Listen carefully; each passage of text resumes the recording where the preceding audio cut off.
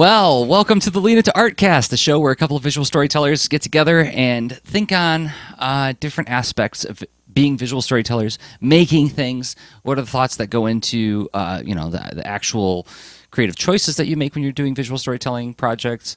What's it like managing one's lifestyle as a creative person? How does one work with others? We think hard about this stuff, so you will too. My name is Jerzy Drozd. I'm a cartoonist and a teaching artist. The other host is... Hey, Jerzy. I am Rob Stenzinger. I am a UX designer and game designer. So how you doing, Rob? I'm doing pretty well. How about you? Okay. Yeah. We have been, this is our 213th episode of us collaborating on a thing. So I feel that it's high time you and I talked about finding collaborators and hiring collaborators. I'm guessing we have some thoughts on this. I think so. I mean, this isn't the only thing we've done in the last 6+ years, right? Yeah, but true. yeah, I mean, we have the experience of us choosing one another to work with, and lots of other things to draw upon, and some things that I'm excited to delve into this because for me, there's new territory that I'm curious about, at least wrapping my head around, if not like landing on a prescription or something. Any care to elaborate on that, or do you want to just dive I mean, into just new skills? It's like stuff that I'm tempted to reach out for help regarding, for instance, animation on a game project, and I've not done that before. So, aha, right? So you're speaking about collaboration in terms of not just outsourcing parts of work that you don't feel like doing or don't have time to do, but like actual things that you don't necessarily have the skill set to accomplish at the level you want. Sure, you could say that. I think. How would you say that? I think the earlier part of what you said is more accurate. Okay. And also humbly, yeah, I could totally get a lot better at all these different things. Because I look at the animation, for instance, in This Panda Needs You. It's further along than the animation I put into Guitar Fretter, right? Two different games I've made. But so part of it's a bandwidth thing. Like the design of those animations fit my available time more than anything, and skill is a factor too. Of course, I mean this mishmash intermingling of my capacities, both time and skill. If I may also to anticipate where this conversation might go and thereby leave a teaser for the leaners, I'm guessing that also by inviting people with different skill sets and approaches to collaborate, you're anticipating that the work itself will change somehow too. Yes? No?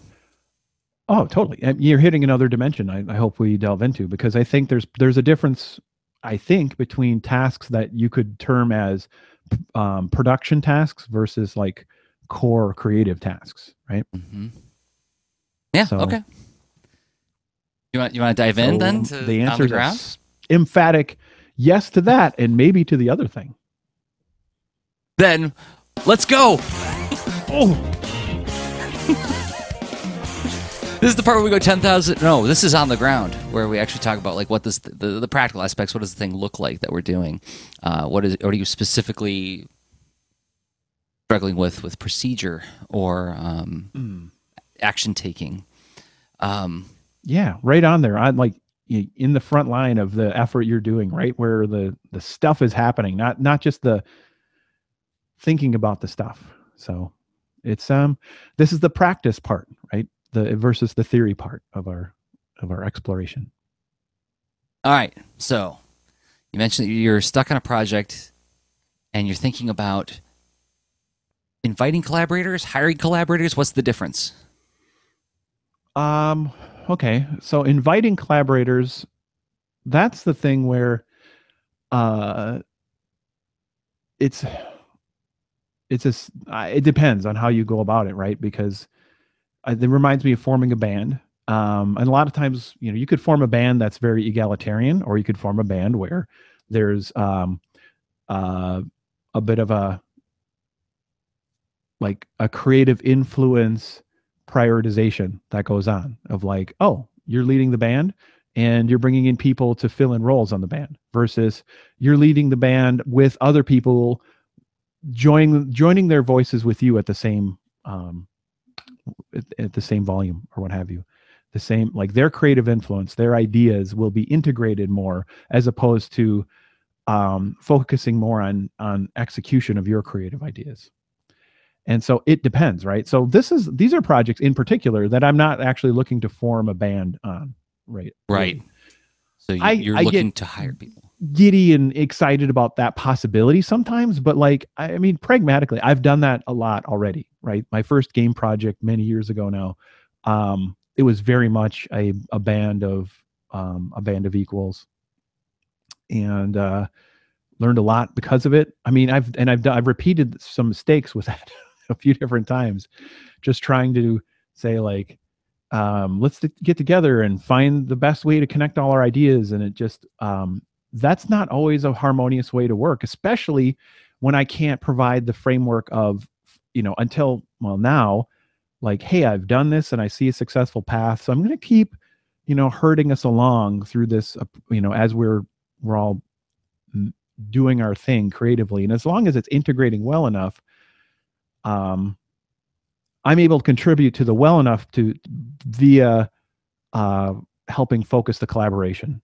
and get commitments of like, oh, we're going to do this effort by this time and cover these different areas of concern, and perform sort of a project heartbeat kind of role, and which I'm far more able to do now than I was then. But all that said, like, I there's almost an in between. So you could say like, hey, we're a band of all equals, or you could say I'm hiring mercenaries, and that's that, right? You're just here to execute. Or there's that in between, possibly, right? And I think I'm looking for the simpler. I just need a little bit of lift, a little bit of boost in productivity in a few different areas, as far as my situation in particular, as far as thinking about, have I produced animation? Yes. Could I do more? Yep. Does it take a lot of time? Yep. So what if I focus on other things like core design, and then executing and integrating. So doing the game engine and getting all these parts to work together, right? So another example would be hiring out music, where I've made music for lots of my projects and other folks' projects, but like, that takes up a good chunk of time. And I think I probably could get huge benefit from hiring out the music as well. So how does that, I mean, that's quite a beefy answer for what you asked, but. No, but that's I think that's framing up what we're about to dig into with like what exactly you're trying to hire out, and what are the ways you're thinking about it right now, and what kind of wonderings you may have about that. I've subcontracted before, and as a matter of fact, I've hired Rachel Polk to be a flatter for me in the past, and as a colorist on some projects in the past, and it was purely bandwidth, right? And it was interesting navigating that relationship, where before she was my student, she was my intern, then she became my flatter, and in those roles it was very much a clear authority division between the two of us, right? There was a hierarchy at work there. Implicitly, I never had to enforce it, never had to draw it on a board saying like, here's the flow chart of how things work here. But once she became a colorist, she was now my hired collaborator. So suddenly there became this discussion about leaving room for her expression, while also me directing the project, in that this is my project and I want it to look a certain way, and I'm paying you to help me make it look a certain way, right? That's where it gets interesting. And I get that. Like, and I don't mean to, and I would never work with people like, why work with people if I want some kind of, input output, simple, deterministic steps to happen, I'll code that. That's not for people, right? and so people do come with their own talents, interpretation skills, and what have you, and then you're likely to not get something that's exactly as your imagination had it, but yet there hopefully is that benefit of the people's side because they've amplified it. They found they've added their something truly special that contributes to the intention and goal of the project. And that's great. But here's a weird thing that I don't know if this is 10,000 feet up or on the ground, but then doesn't the line change? Well, so where does I don't think it's black and white, but like, so does that person filling that role? Because literally, as for as long as I've worked on these kinds of things, I've never hired it out. I've either worked with a band of equals or I've performed the task alone or whatever the heck. I've been hired to do that. And maybe I've not negotiated very well when I've done it. Because I would imagine in those roles that are more focused, even though there's expression in those roles, does that change the IP ownership, right? The ownership of the intellectual property of the project, right? Yeah. So in the case, yeah. Does it like what you described? I mean, if in the case of the book I worked, the book I worked on with Rachel, where she colored it, I believe that did somewhat change the ownership. I'd have to check with the client, but if I'm not mistaken, that were there to be any royalties down the road, yep. I believe it would be split. We would have to negotiate that. Gotcha. So, all right. But when it I comes can see that making sense too. And so this is my naivety, right? So if people are shaking their fists at their YouTube or whatever, right? This is just, there was some day when you didn't know either, and I'm just asking the question. So yeah. No. And actually, and so like behind this is like, no, I believe a value for value exchange. I'm not looking to get something for nothing. And I'm looking for ideas and possibilities, right? That's it. Well, in the case of flatting, where they are performing that service, the agreement that I clearly state is that I will pay you this many dollars per page, and you will get credit in the book, right? So there's like an exchange of money, sure. And then there's like acknowledgement of their effort in the book, but I retain the copyright on those projects. And that seems totally ethical, right? And that it makes sense, and but yet, is there a gray area as far as like, and then there's a royalty ownership beyond that, right? Right. Where so then you're contributing to like you end up do you need to end up quantifying like now the whole of the art, the thing that we're creating, now this aspect of it, I've given a % value as part of the whole. So I would say in the case of coloring, yes. Because the colorist is manipulating what the final art ultimately looks like. Whereas a flatter, the flat colors get manipulated by me. I'm coloring the book. The flatter provides me with a resource with which to color the book. Therefore, they have a hand in the production, but the final visual piece is ultimately fully modified by me. Does that make sense? That's how I work it out in my head, at least.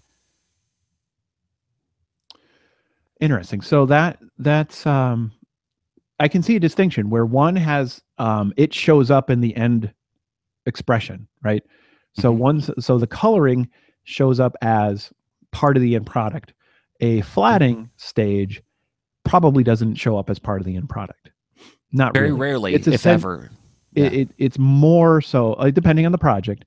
It's like it's a human skillfully automated procedure compared to okay, that enables further steps. I think that's a very fair way to put it. It's I mean it's considered an entry level position that is it can be a very tedious part of the process, and that's one of the reasons it gets farmed out, because it takes a lot of time if it's done correctly. And when it comes to the flatting that I have, when I work with flatters, I don't specify. I just tell them to give me a best guess color palette, like what you think these colors will be, and I wind up changing all the colors anyway. What I'm really asking them for is just flat colors with which I can begin the final coloring manipulation, if that makes sense. It does make sense. So it's there's a question in the chat where just looking for it, Shadowing asks, So work for hire versus revenue sharing. Yeah. And yeah, I mean the my old projects I did revenue sharing. It was everyone signed a contract, and it was a matter of um, should this make money? Here's how that money is distributed. Right? It's almost like setting up a project as a business, Hmm. and that is one way to do it. I find that has some complications, some simplification. In this case, I'm familiar with that, but totally new to the whole work for hire in and like trying to navigate where is there a nice sweet spot as far as like Hmm. where it gives a boost to my productivity and nothing, so giving credit to people who put work on a project, that's awesome and important, but like um there's I'll just be honest, like working on a game, putting all that effort in and wearing still, half a dozen to dozens of hats, and then someone doing the animation for one to n characters, and then they get a significant percentage of the game. Like that, all that does for me is like, well, I guess I have to do it then. I'm not worried about hiring that out. It just shuts the door. Where if that, and that's okay because I don't want to disrespect that whole, approach to hiring out that problem, and I'm not looking to hack it through, you know, means that are highlighted on for instance uh, Ryan Estrada's for exposure text account Hmm. Yeah. because yeah, because I can do it. I just I want to finish a game sooner than 2 years. So So can anyway, we can we so, can we yeah, dog ear that a little bit and maybe take that into the 10,000 feet up? I think that's a worthy discussion to have. Is like work for hire and evaluating. Like I've been on both ends now, and I have my feelings on on doing that and asking that of people.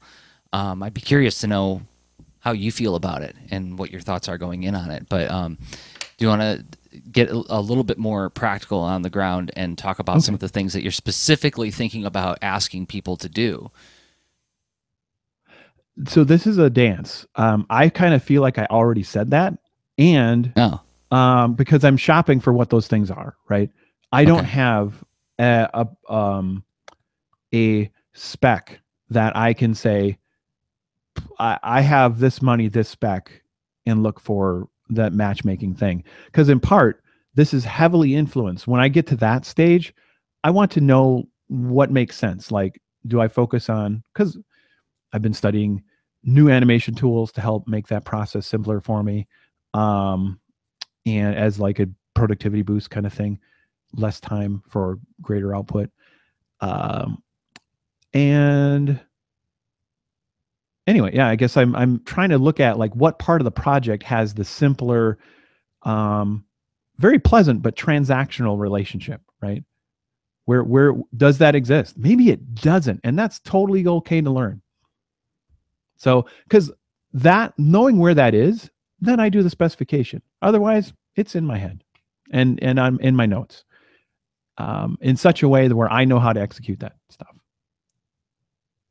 Does that Well, make sense? you, yeah, it does. But I was just wanted to dig at some of the things you were considering doing, farming out, and not in so much as to say like let's make this a big want ad for Rob Senzinger Corp, but like maybe talk about some of the things that you're thinking about farming out, some of the things you're thinking about uh, teaming up with somebody on for bandwidth purposes, and then maybe in the 10,000 feet up we can get at like how you evaluate what things to ask for help on. Yeah. Um, 'Cause So specifically, you like I mentioned mentioned, music. animation and music, right? Yeah, Those are two big, yeah. two big ones, and of course, it's deeper than that. That was, digging further. The project also involves a brief comic. So, um, I've got let's see, and then obviously the comics task. There's a lot of possibility there, right?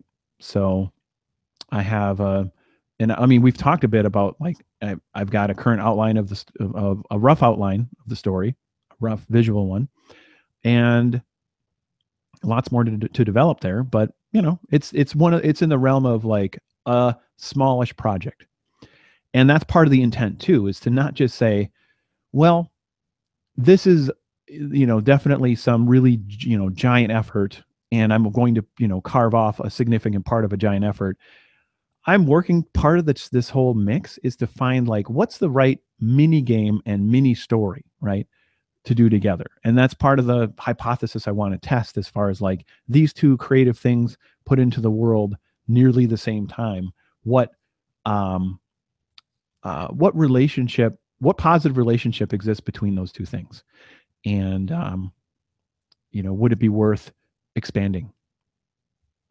So as far as tasks, you could break down anything from maybe just hiring out someone to make a better font out of my handwriting, right? Maybe, let's see, it could be either, it could be penning the comic. It could be the whole comic. It could be like, so there's a lot of things. It could be, and then the character animation thing too. I know that that is one of my least efficient skills, right? And so like that's high on the list, right? Yeah, anyway, so I'm not looking to hire out code or game design or visual design or, right? I mean, character design, I might be willing to collaborate on that, but I think there's pulling at some of these threads. When you pull on, they become deeper and deeper collaborative relationships where I'm hoping to keep them shallow. So, I get the possibilities, but part of my filter is finding that sweet spot. So is that enough? Or I'm really wondering about your reaction. Think about it as like I'm lying on your couch and you're counseling me about this. Okay. What would you pull at as like the sweet spots? Are you hearing what, like where you're hearing like, okay, so I get your preferences and I get the situation, and I do get your preferences. I think, I wonder if maybe you are conflating different kinds of collaboration. Because because like I have worked on a lot of work for hire projects where I feel like a very honored member of the team whose contributions are being recognized, and I'm being compensated adequately for my time, and I'm given very good direction on what they want from me, and yet I have zero ownership over anything that happens to that project afterwards. Yet I have nothing but very fond feelings for that project. okay.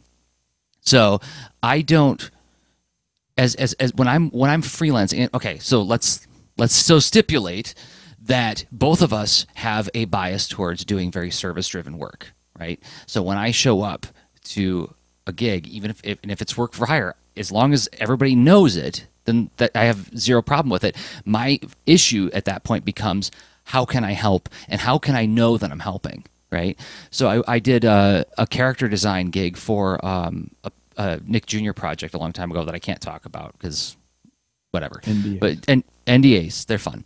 But everybody in the project gave me really great direction. I had a very clear sense of what they wanted from me. They even went so far as to dig into my portfolio and said, like, you see this piece?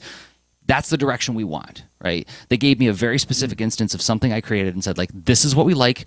Aim for that target. Oh, great. Well, I can start giving you my first round of sketches. Is going to be me sort of targeting in that general area, and then we can winnow down. And as we winnowed down, they gave me very clear ideas on what they wanted changed and how could you try doing this. And then sometimes they would give me very light direction, like, could you make it feel a little bit more energetic, But other times it'd be like, could you add another stripe on the costume, right here, that kind of thing.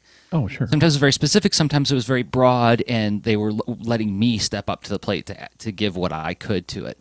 I have zero access to that project, and even when when they were like hashing out what could happen with the project if it went anywhere, my hands were off the wheel. I was like, okay, well, if you guys want me to do any more, let me know. So when you start talking about like IP ownership and collaboration and how the collaboration should work, that is, if you say the words work for hire at the top, That is so not important to me. What's important to me as an artist, as a collaborator, is how good is the working relationship, how clear is the working relationship, and how much does the client prepare me to be successful, right? So another example I think about is when I was working with Dan Mishkin on the Warren Commission report. Now, granted, we co-own the copyright on that, but one of the things that I love about working with Dan is his scripts are filled with links to resources to help me draw the thing as effectively as possible. And I've noticed that whenever I work a job where the client provides me with a butt ton of resources, like for instance, actually, I'm about to illustrate a book. It's like I'm doing some little comic cartoons for a book that's coming out sometime next year. Getting ready to do it, and the client actually sent me this Dropbox package, this zip file of like 60 or 70 photos of reference for the images that need to go in this book, right? So and like even pictures of the author posing in the poses that they want in the book, right? Awesome. Yeah. Yeah, that just makes my heart soar because it's like you just made my life, you've made the work so much easier for me to start, right? So had they said like, oh, and they even gave me examples of like other comic strips and cartoons that they liked and said like, okay, this is like the general feel we're going for, right? So like I had like a sense of tone they wanted. When it's not gone well, it's usually because the direction they've given me is ambiguous. They didn't give me a lot of examples to look at. So again, like when you think about music, okay, here's another example I think about as somebody who has contracted out. The Thunder Punch Daily theme song is written and performed by my brother Elliot, who's a musician.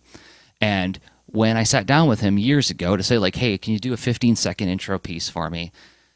Here's 20 songs that capture the vibe that I'm looking for, right? The tone, the vibe, the feel, the musicality. This is what I'm looking for. Listen to those. You infer what you can from that and then get back to me with some sketches, right?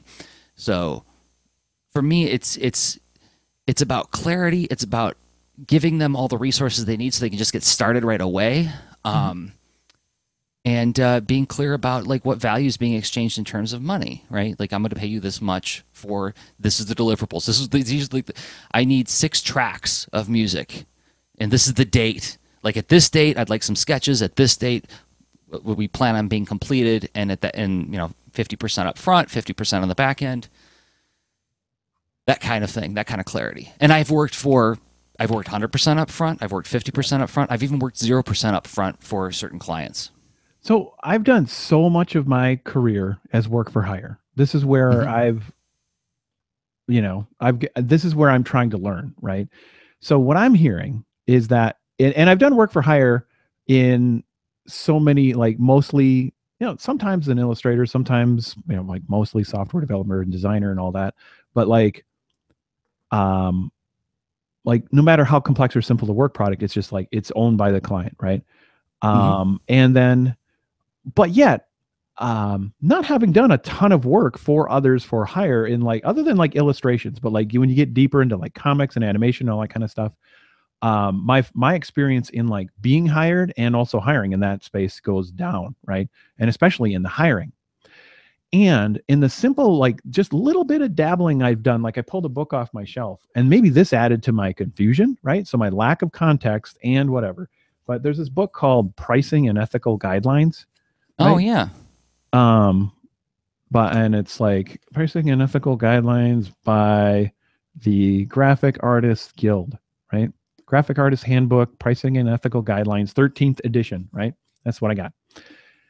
And just looking at the language and stuff around this, I was like, it gives me the impression that if a skillful person touches my project, that's it. They own a part of the project, right? Like almost like with my level of understanding, and I'm just putting this in my head and going like, all right, I'm probably misunderstanding a bunch, but this is the impression I have so far, right? And I'm like, well, crap, that's an interesting reality to deal with, because I thought there would be other options, right, and different arrangements that are fair, right? But maybe my concepts were unfair, and anyway, trying to break. Oh, that's funny. So I think about years ago, what was it, 2014, I contributed to the Hello Kitty Hello 40 anthology. on a story I did with Dave Roman. And in that situation, like, there is no question that I am doing this as work for hire. Like, I am not getting a piece of Sanrio's action, you know? Right. I mean, that character's been around, well, obviously for decades, right? Four. Right. Yeah.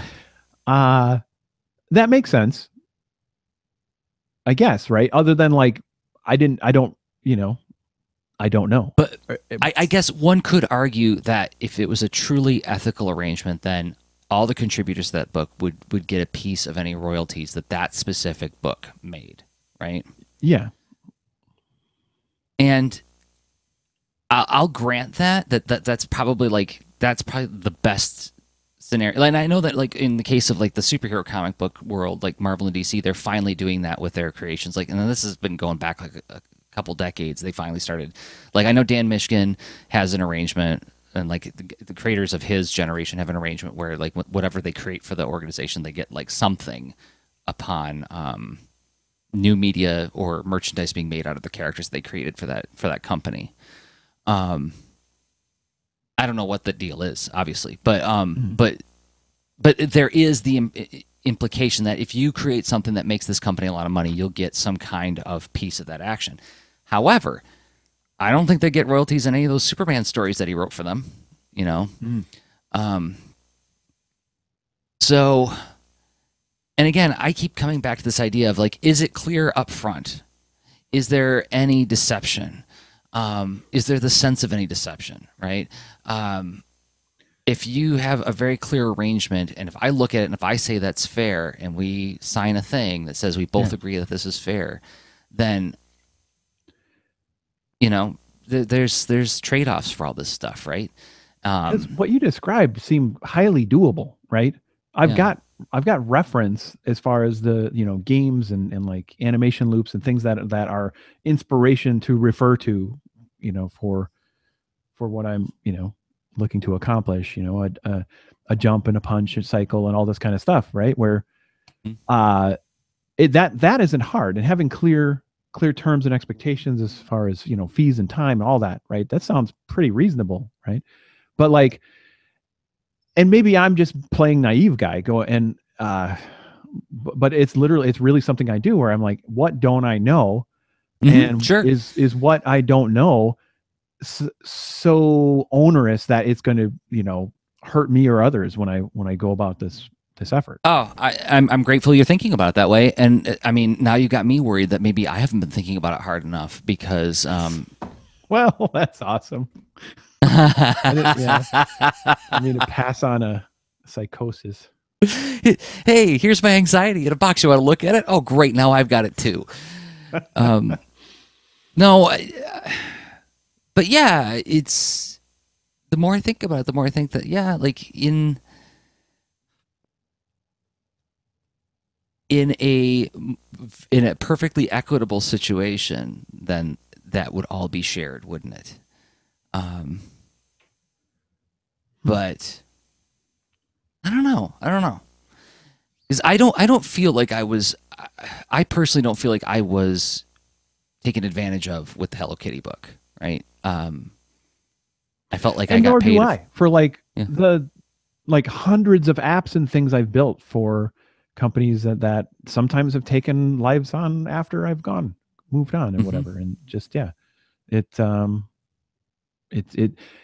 the work for hire thing, for better or for worse, had its enough clarity where I wasn't worried about it. But then, reading a book like this, I don't know, gives me way more questions than answers. So, although I feel like it's useful. It's got some neat contracts and stuff in the back and helpful. Like, I mean, it's not like an ambiguity engine. But it's just, I guess, how I'm interpreting what I'm reading, I guess.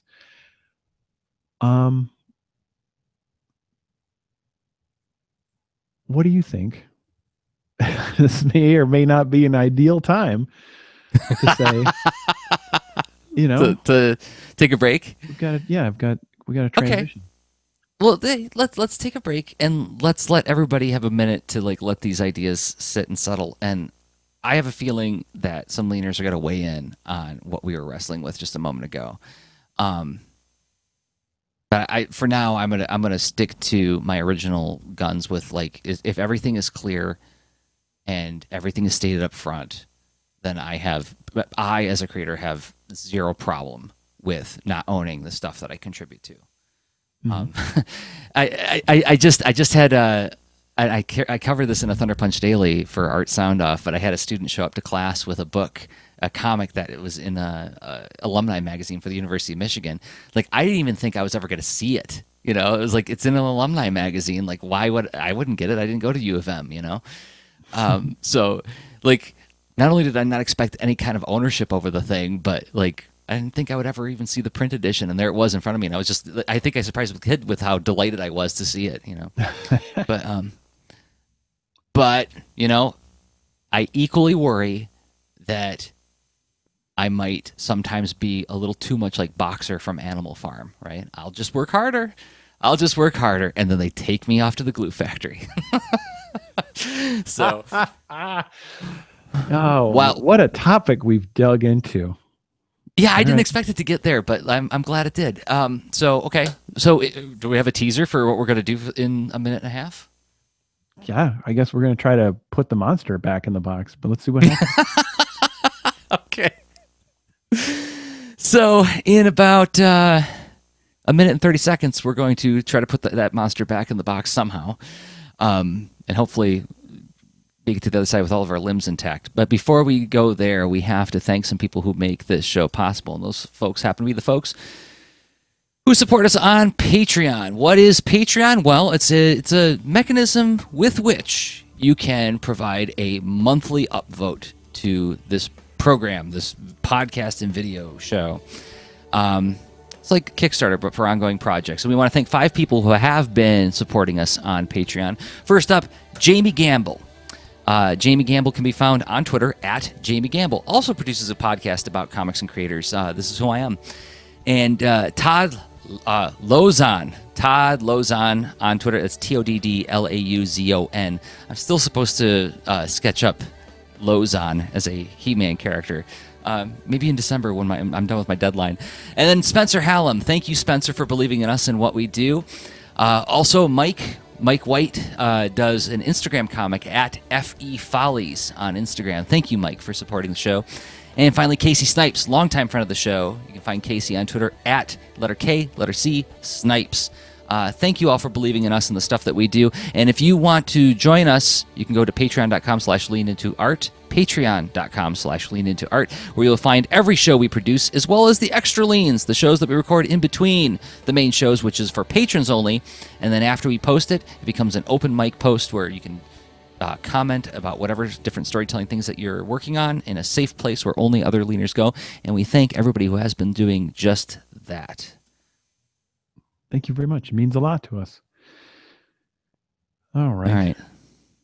You want to go a little bit higher up? You want to launch, as it were? Oh yeah. All right. We need go or no go for launch. Go 10,000 feet up. This is the part where we talk about the topic in abstract a little bit more. Ask some why questions. Where next, Rob? So, well, now it's like, I already was on a ledge, and now there's like a really mad Wolverine on the ledge with me, and I'm like, well, how do we transition through there?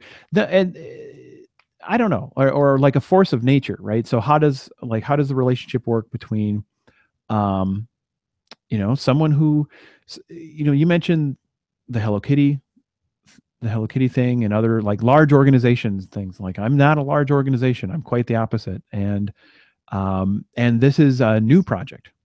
Mm-hmm. It is, something it's been loosely in development for a couple of years actually. And, picking up steam as like one of my side things throughout the year this year, and figuring out characters and stories, and like, how could the story reinforce what, this game thing, and how could the game reinforce the story, and making it like one thing, one project.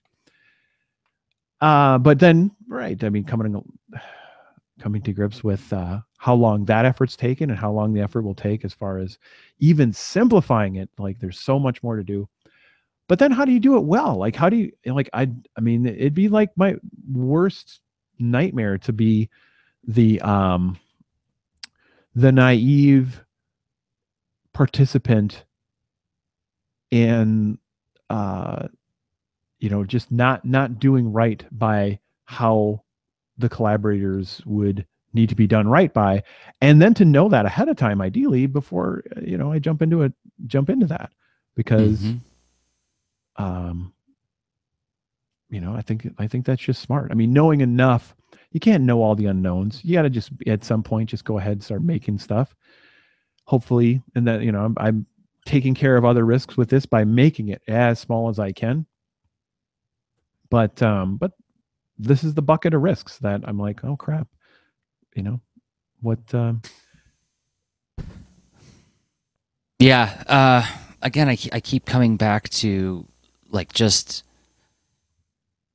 So I got approached about doing a teaching gig next summer, and what they did was they made the email brief enough. I think it was like 3 paragraphs, but in those 3 paragraphs, they told me what time frame it would be, how many kids I would be teaching, what their age range is, exactly how much I'd get paid, right? They gave me everything I needed to know to say yes or no, right? And I feel like, and this is conversations I've had with my brother Elliot about when he was contracting himself out to do some music. It's like if you're approached with, this is the time frame that the activity would be happening, this is how much it would be for this project. It's a work for hire arrangement. There'll be development. I'm asking you to develop the music and based on ideas and sketches and information that I'd be providing you, right? So yes, I'm asking you to be creative, but you're going to have some parameters up front. Right. I feel like that's plenty fair. And then like when you go to the next level, that's when you iron out contracts and say like, this is when the deliverables are going to happen, and this is how much you will be paid, this is how much you'll be compensated for the work that you're doing, and this is how ownership will work after the fact. Like something I put in my contracts with my clients is I do ask for certain projects. I say like, I want the right to distribute this image on my portfolio, right?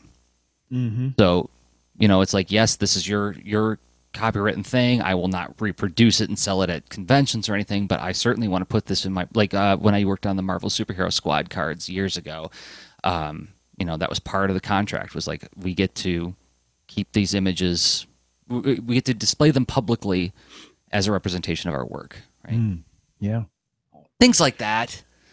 That's a good one. That's an awesome one. Fantastic example, right? Because that's my concern. The sort of the haunting concern, maybe this is a better fine point to put on it, that I want to act fair and not accidentally unfair.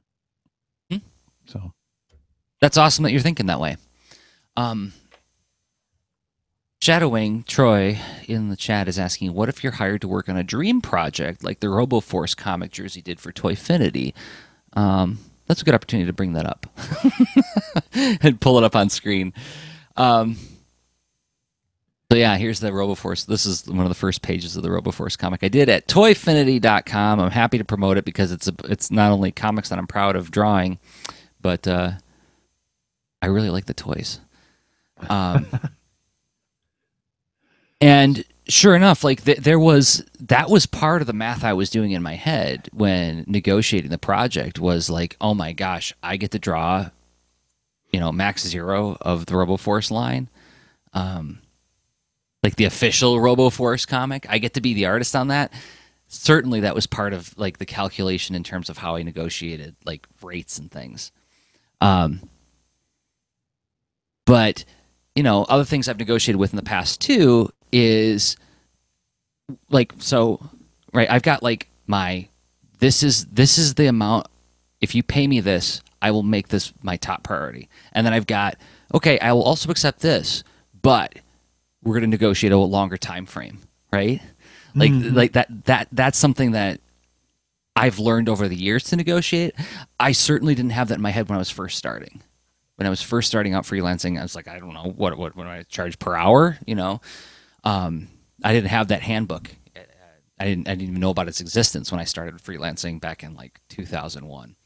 But nowadays, like it's like I give them like when I, and this is the kind of thing where if a client asks for a quote and they give me, here's the kind of stuff we want done, what's your quote?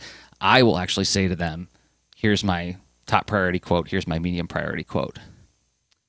And then sometimes I'll even privately in my head work out a quote where it's like, oh, I really want to do this thing. I really want to work with this person. I'm so excited about working with this person. Okay, I'll go a little over here because like part of the compensation I'm getting is the experience of working with this person around this property or whatever. Isn't that hard math? Isn't that hard? And I've done that too.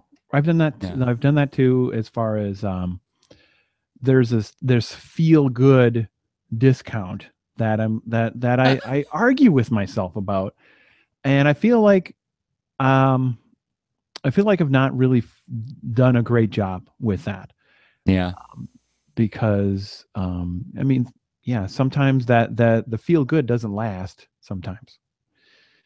Especially when you're expected to make it a high priority. If it's like a background project where you can kind of get to it when you get to it, that's one thing.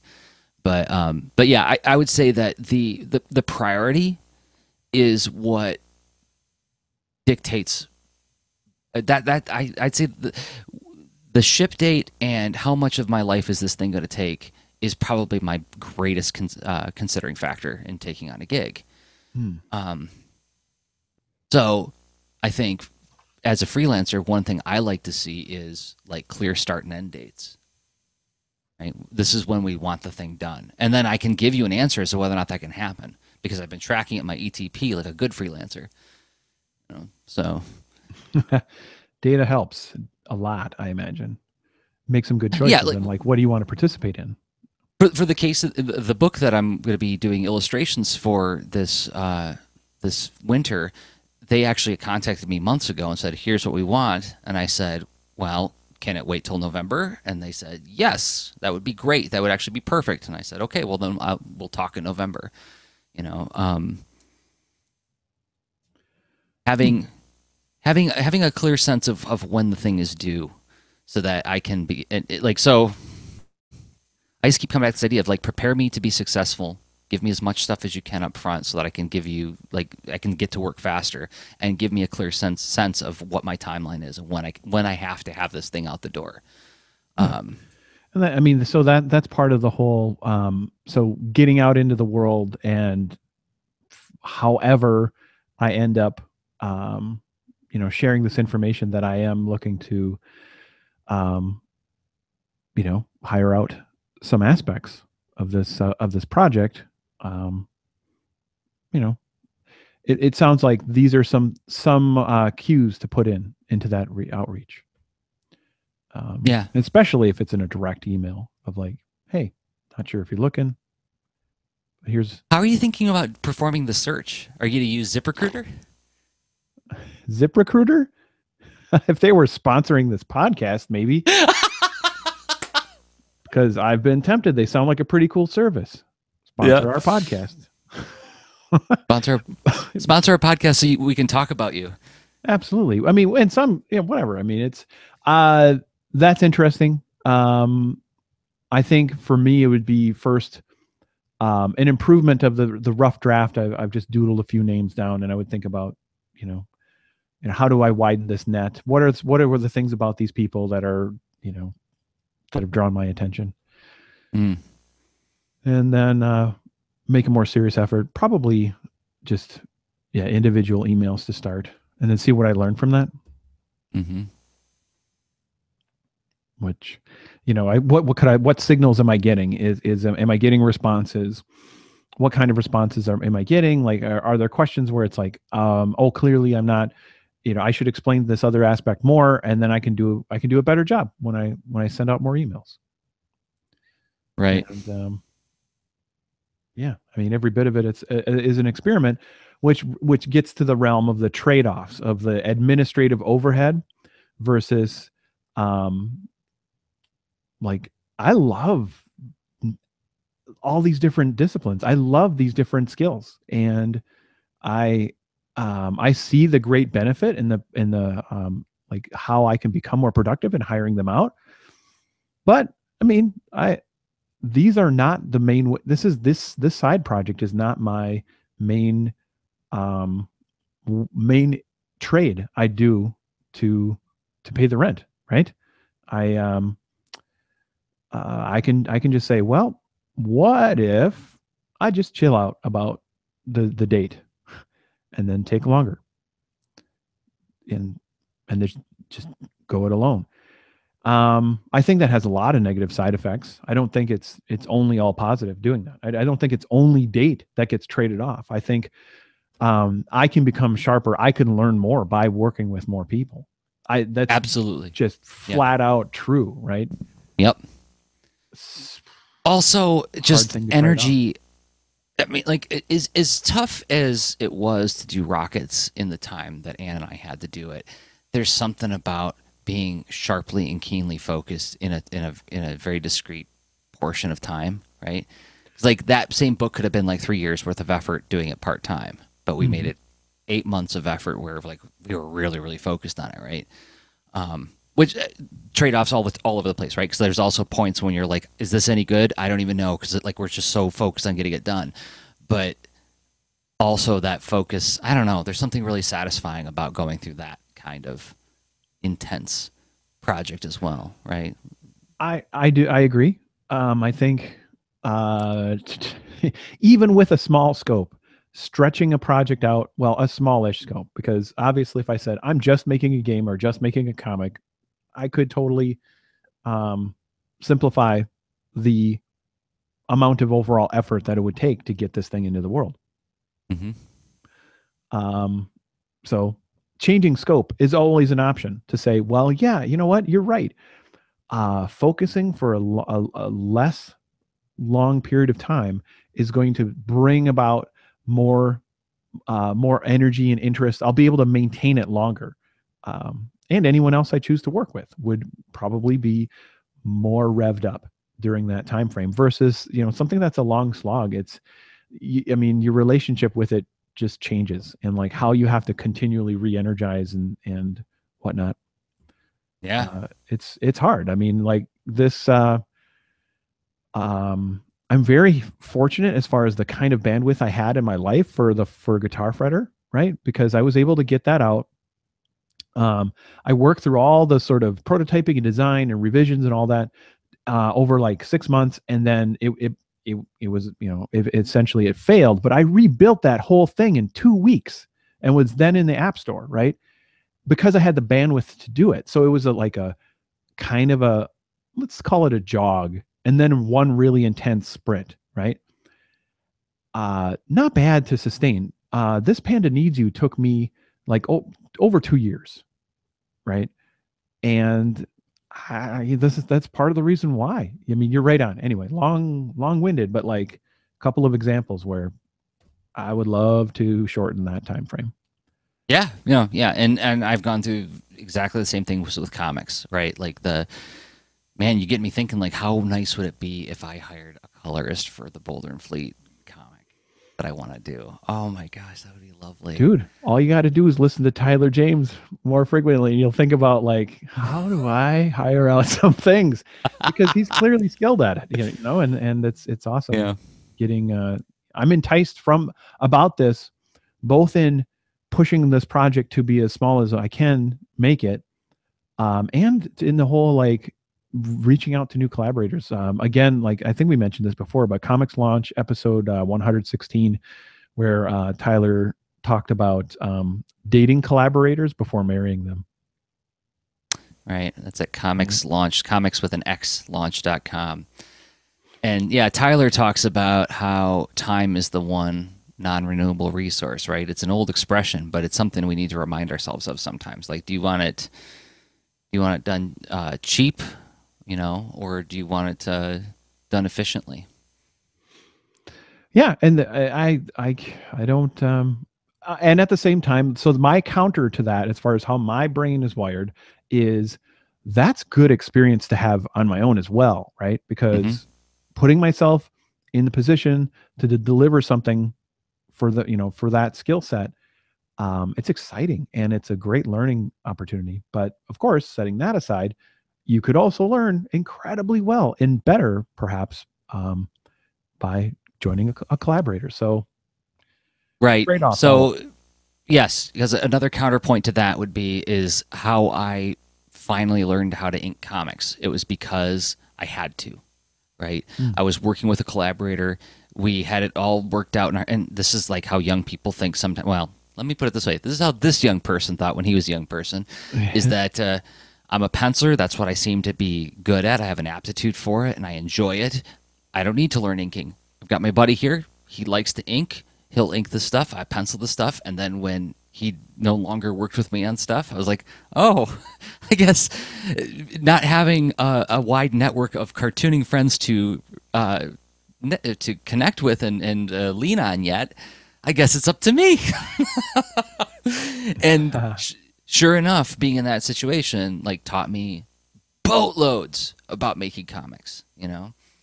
Stuff that I was avoiding learning for a long time. Right, so working with collaborators can then also working with people and finding out like different approaches to doing it and so on. Yes.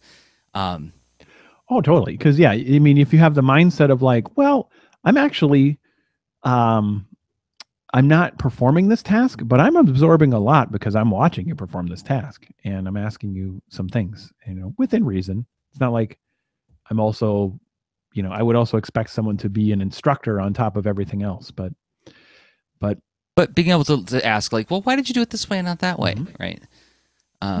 Yeah. that dialogue, if you're tuned into it, where you really want to, somehow at least know, like you get some goals to practice out of that, I think, if not like direct lessons, like a lesson Absolutely. plan. Hmm. So So was what where are you, how are you feeling about this whole discussion so far, Rob? how, like like am I ready to write a want ad, No, not or necessarily. yeah. Like this is something I've been doing with my students lately. Is like this feels like I feel absolutely no confidence about what I'm talking about now. This is like, oh my gosh, I'm an expert. Like, where are you in the meter? Right. Oh, I'm holding my thumb I'm a up and down. confident fool. I'm ready to just go for Okay. everything. Nope, not really. I'm somewhere in between, right? I'm like, I feel a lot better having a sanity check in some ways, where with your reaction to the idea, and expectations, that it seems like maybe there is a compatible way to do a work for hire for parts of this, right? And I think so. that's exciting. That's cool. And so I will continue to think about how I want to go about that.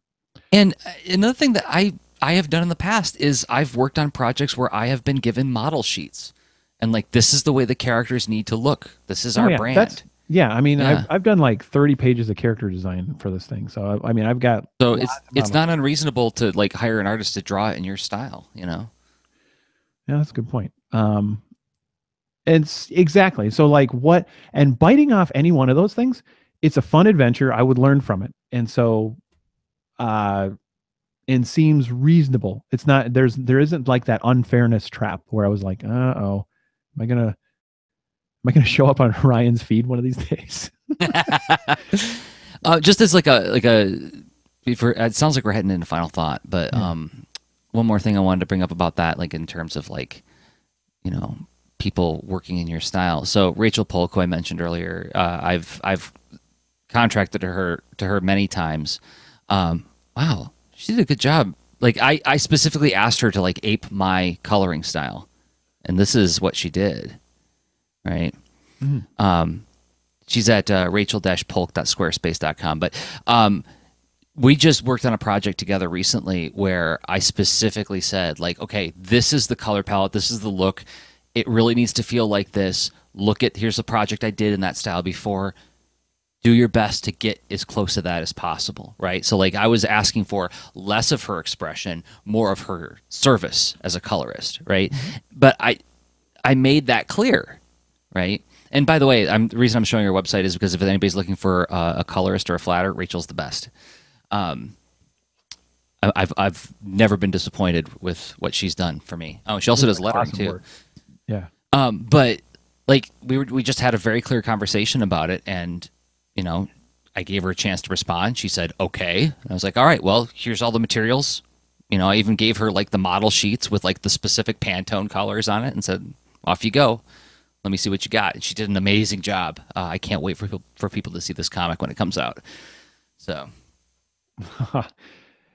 That's really cool. And yeah, a perfect example. Like I want to find that kind of, really good intersection of like a nice piece of the project to get that kind of help with. Great. Satria is in the chat. Said I just sent out feelers for flatters on DeviantArt. Yeah, flatting is one of those like entry level gigs where you can. I mean, I had a high schooler flatting some of my work this past year. For future Satria is following up for future projects. Not ready yet. Don't know what other things I can get into. Wait a minute, Satria, are you talking about you want to do flatting, or you're asking people to do flatting? Maybe we can follow. Interesting. To outsource. Okay, yeah, to outsource for flatting. Yeah. DeviantArt. Yeah. That's another. I mean, of course. I mean, a lot of different places to potentially reach out about this. Yeah, I guess to delve into. Do we want to do final thought? Is like thoughts on places to look for this kind of work, or look for like potential collaborators? Yeah. Okay. Let's do that. All right. Well, in about what am I thinking? Like a minute and a half, minute 45 seconds. We're going to talk about where to do these searches besides using companies that should advertise on leanintoart.com.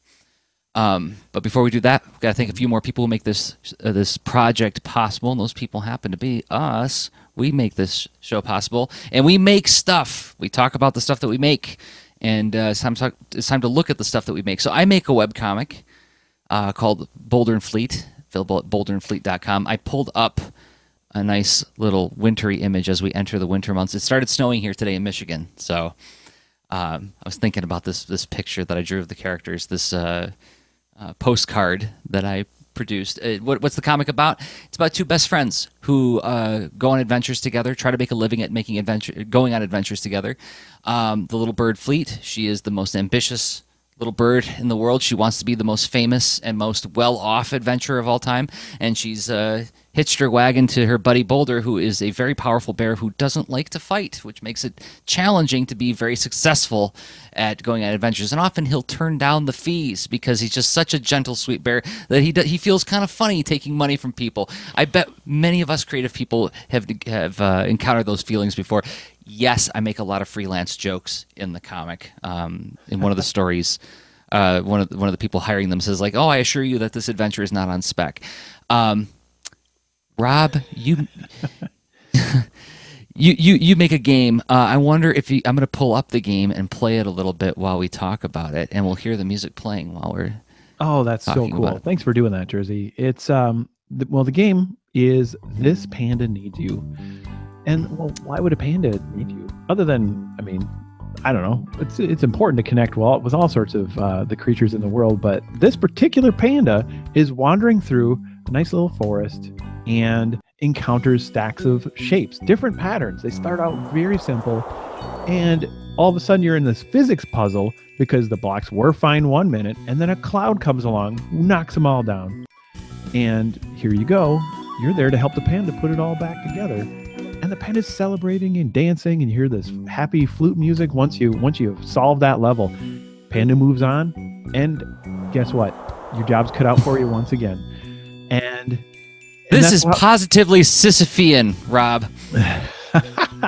Well, I mean, there is a limit to the levels. There's over 50 levels, but then they're delivered at like 10 levels at a time. So there's this nice little arc, this progression of like the panda wakes up one day and goes off on the adventures with you, and then after the 10th time, the panda goes back into her little cool panda rock hut, and you helped her get there and relax. Oh, Jerzy was being like trying to stack that together really quick, and Yep.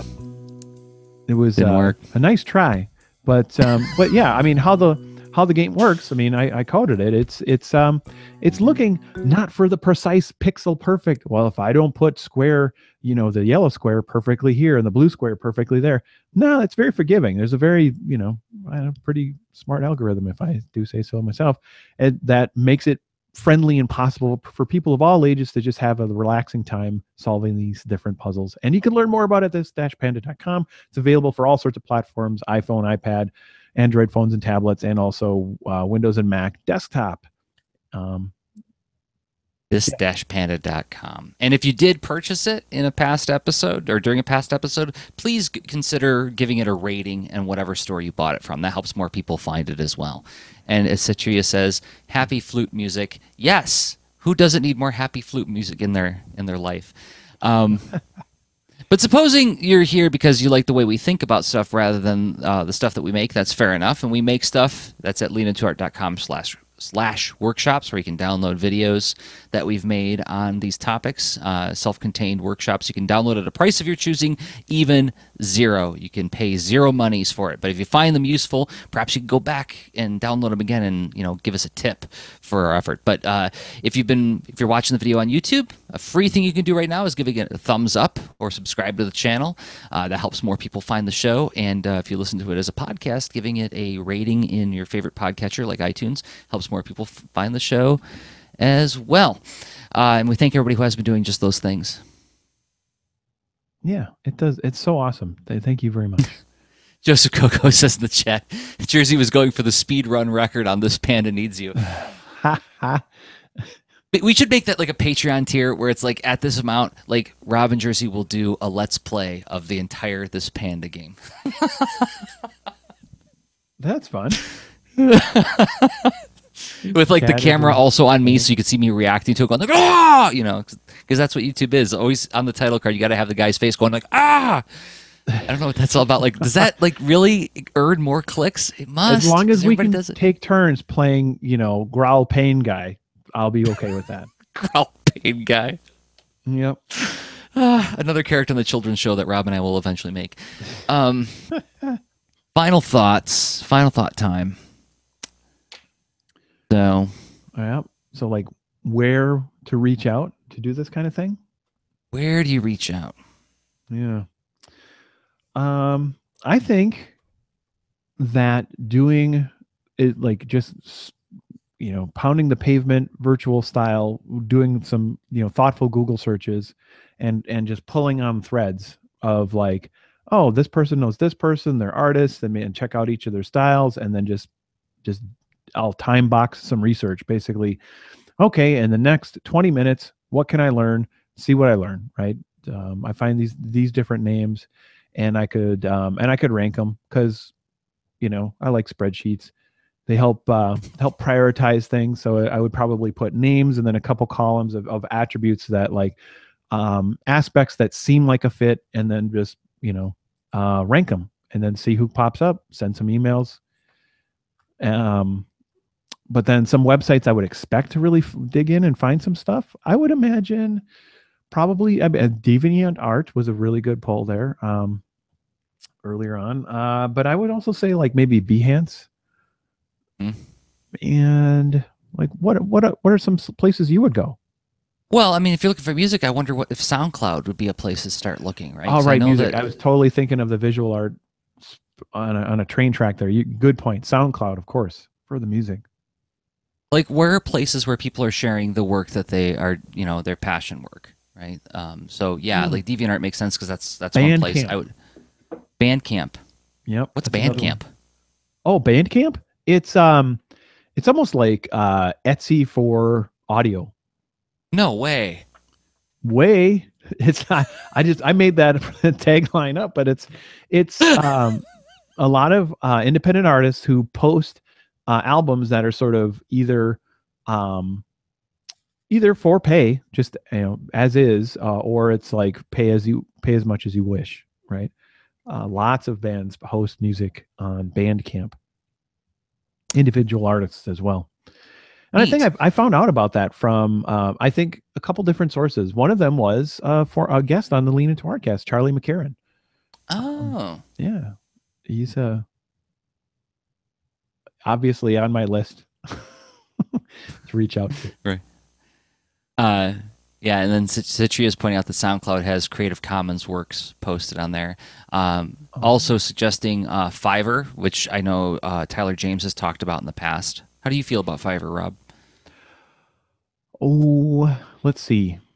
I have mixed feelings because I think Yeah. $5 is too little for what they're charging, and yet I get that it's sort of it's almost like the enticing $5 sample and a way to have a dialogue. So there may be a perfect sweet spot for. I mean, everyone there is willingly doing that, right? But uh, but it feels weird to me, and I might have to dig into like why does it feel weird, uh, um, but just it just seems like yeah, some of those people are really really skilled, and I'm like, well, why does it work well as a marketing medium? Like, so is this like mainly a conversion funnel where it's like, no, $5 to do all their different work probably isn't sustainable. Probably, I would guess not pay their rent, but like, is there somewhere past $5 where, oh, okay, well, we did a little bit of, dialogue and I paid you $5 to do a thing. I have a sense for your timeliness and how you communicate, and maybe a better sense for collaborating past that initial introduction. So, Oh, Citria is elaborating in the chat, and Citria, please tell me if I'm pronouncing it right or wrong. I hope I'm doing it right. Saying, yeah, $5 is usually for samples. To get real work done is always more, and using for commercial purposes an extra fee. So, okay. So this should like literally like on. I've not even dug into it because of my initial weird feeling and the $5 impression, because I'm like, so it makes sense that there's a deeper story. mhm. And actually, that only makes me feel better about it, right? Yeah, uh, it feels more reasonable. yeah. The thing I tell my students when they start doing freelance work is I say the only way you can disappoint me, I mean, you can draw whatever you feel is in your heart, but the only way you can disappoint me is if I find out that you undercharged. And then I went back to one of them and I said, like, hey, I need you to do some flatting for me. How much you charge? And they gave me like the reasonable rate. And I was like, ouch. But it was a good pain. It was a very good pain. So I was like, oh, yeah, you're sticking it to the old man because he told you to. Nice job all around. All right. Because like there was like a small part of me, there was like a nasty part of me who was thinking like maybe they'll give me a break because I trained them, Anyway, Oh, well. but okay, did we do a podcast? I think we did. We walked around this one. Lots of things to explore, and this is like one of those episodes where there's just piles of questions, and I thought that was really. I feel informed, and there's still a lot more to learn. So, Oh, I think that's a podcast. One more comment from the chat. Joseph Coco earlier on said he would definitely watch a Let's Play of the two of us just messing around. Face cams are a plus. So we'll have to pick a game. We'll have to pick a game that the two of us would agree upon. I don't know what that would be. Well, another fun effort, fun exercise. Bomberman? Maybe. Maybe. What was the comic one? Oh, Comic Zone? Comic Zone. Yeah. That was a fun game to play with you. We'll put our heads together on this, and maybe we could do some kind of patron only thing in the near future. Right. That would be at patreon.com/leanintoart. So thanks everybody for downloading, watching, and listening. We record the show every Thursday at 10 p.m. Eastern Time, 9 p.m. Central, and we stream it live on YouTube and then collect it as a podcast later at patreon.com/leanintoart. And there'll be more social stuff being announced in a second. Oh, Shadowwing figured out the game Portal. Then you can get that. Then I can get Caleb off my back. Oh, Plus, Troy loves that game. Yeah, I hear nothing but good things, so maybe that'll have to be the one. All right, we'll be back in 7 days, and until then, I have been Jerzy Drozd of leanintoart.com and Jerzy on Twitter. and I've been Rob Stenzinger of leanintoart.com and Rob Stenzinger on Twitter. Okay, bye. Show notes for this episode can be found at leanintoart.com. You can also follow us on Twitter at the user leanintoart, and you can reach us via email at leanintoart@gmail.com. And remember, leaners aren't wieners. Thanks for listening.